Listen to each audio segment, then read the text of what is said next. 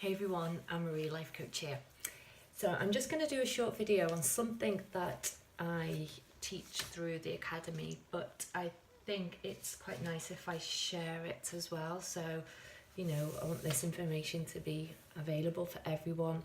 So, the whole reason for my coaching and my coaching style is to help people move through life by breaking out of their conditioning and helping them to achieve what they want. So quite often when someone comes to me, it might not be that they have a tangible goal in mind.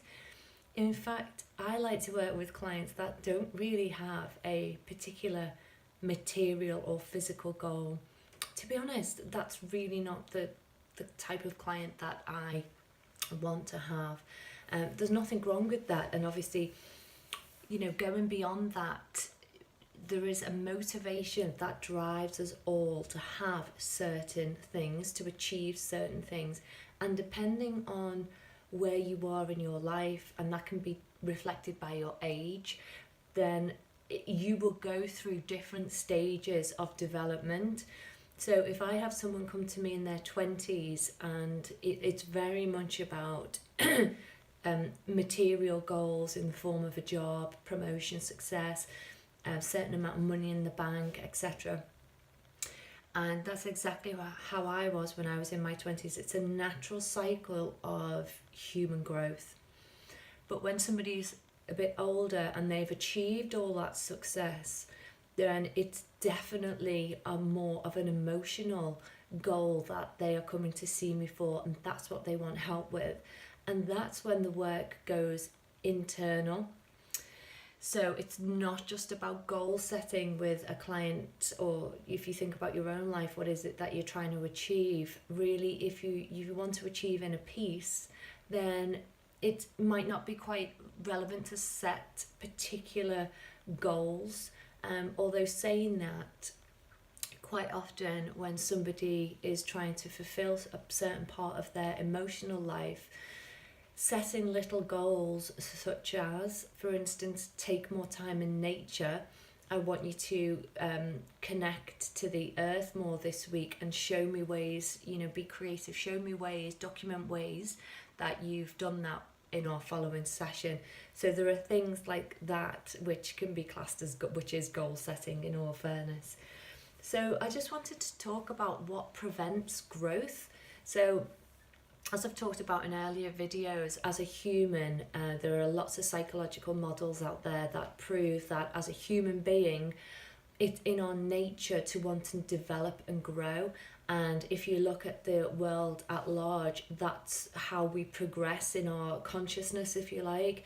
Consciousness is intelligent and we create through that intelligent medium, but we have to be kind of switched on, and our antennas need to be open for us to even think differently, think outside the box, and technology is superseding that really now. So that's how consciousness is developing, and what's happening out in the outside world has it reflects what's happening within us as a society as well. So there's so much information available to us at the moment with the internet. It brings our level of intelligence up, if you like, because we can tap into that. So what would prevent somebody from growing? Well, baseline fear. So if you look at psychological models with the Barrett values model and Maslow's hierarchy of needs, which is really well known, then the thing that stops us in our human development or our growth cycle is the fear that we live from, that prevents us from moving forward. End of story. And this can be so ingrained in our subconscious mind. I always talk about the subconscious mind and how there's so much going on behind the scenes that you're not consciously aware of, and that has obviously that is designed. Every human has this going on, that their subconscious mind does all the internal stuff for them. It's almost like an antenna. It's perceiving the world for you based on all the memories, experiences, beliefs that you've had. But going beyond that, it also contains all the beliefs and experience and trauma that your ancestors have had as well, that's come down your inherited line. So how do you change the status quo? Well, behind every negative response or emotion is an unmet need. So there's something called non-violent communication, which is great for helping you address and understand even what your unmet needs are. So what is behind anger? There's an unmet need of being understood, maybe. What is behind violence? Again, there's an unmet need of needing to be heard, needing to be validated, needing someone to see it their way. You know, what is behind depression? There's an unmet need again. So tuning in and understanding what is really going on, again, tapping into your raw emotion, your energy emotion. Why has it become stuck? Why is it then living out this negative pattern? Bruce Lipton talks about how the body receives all the external environment is being cascaded and bombarding the body, and the body has this internal process that goes on behind the scenes that interprets everything it perceives.